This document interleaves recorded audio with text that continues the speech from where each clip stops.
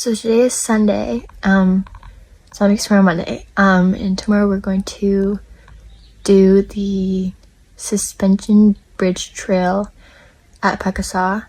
It's about 18 kilometers, 20-ish, I think, because there's like a lookout. It takes a kilometer to get there and then a kilometer back. Yeah, we're going to do that tomorrow on the kind of information section.